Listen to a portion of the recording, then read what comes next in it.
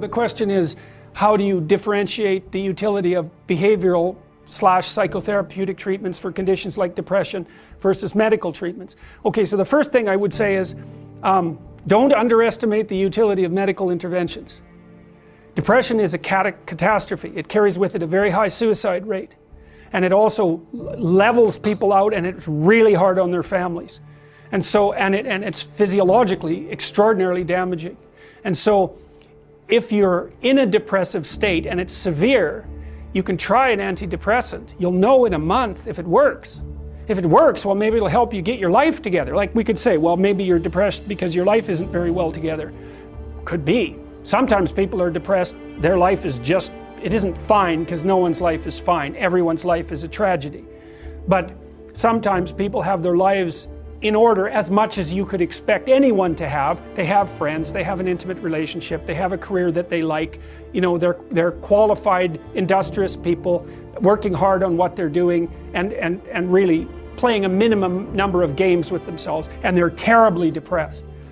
Antidepressant, man, sometimes that will just fix it. And so hooray, like you're a biological entity. If there's something out there that can help you strengthen yourself so that you can prevail, great. And you know, people, you hear everyone takes antidepressants, you know, everyone's taking them. It's like no one takes those bloody things without serious consideration. Half the time I spend with my clients who are depressed is often the 2 years long attempt to get them to tentatively try an antidepressant, because they're so guilty that they're relying on an external crutch to sort out their lives that they can't even tolerate it. But you know, I say, well look, man, what if you had diabetes? You're not going to take your insulin? It's like, you got stressed, you blew out at your weakest point. That's what happens when you get stressed. If there's something out there that might help you, it's like, try it, for God's sake. You'll know in a month, and you just stop if it doesn't work. Now, having said that, you want to do a multidimensional analysis. It's like, well, do you have any friends? Do you have an intimate relationship, or are you pursuing one? Do you have a reasonable career? Are you as educated as you are intelligent? Do you have something useful to do with your time outside of work?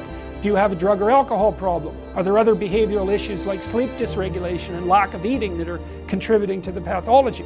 You want to differentiate all of that, and wherever you can make a behavioral intervention, so much the better.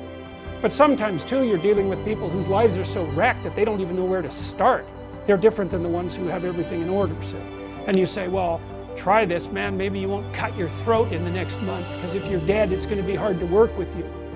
And so medical interventions, anything. If you're sick, you do what is necessary to get better, and you leave your pride behind if you have to. And that says nothing about the utility of the behavioral interventions. You want to hit the problem with everything you have at your disposal. But some antidepressants, especially for people whose lives are together and who are depressed, antidepressants can be absolutely miraculous. So every time you move a little bit forward and something that you want happens, it says, oh, the game I'm playing is the right game. And so not only does the reward indicate progress, it indicates that the frame within which progress is being calculated is the right frame. And that's good, because it's the frame that makes things irrelevant. And you want them to stay irrelevant. So if you don't move forward and you start to question the frame, that's way worse than merely not moving forward. You get a bad exam grade. What do you think? What the hell am I doing in university anyways? It's like, probably that's not the first place you should go with that piece of information. And you think, well, why? Why is that worse? Well, as far as I can tell, your map of you as a university student is a comprehensive representation. It tells you what you should do every day. It kind of tells you where you're going in the future.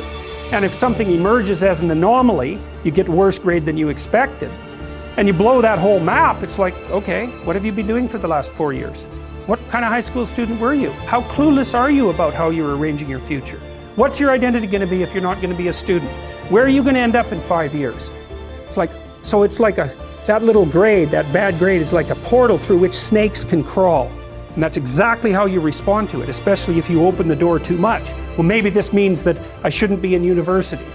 Well, one of the rules is you want to constrain the anomalous event to the minimal necessary domain.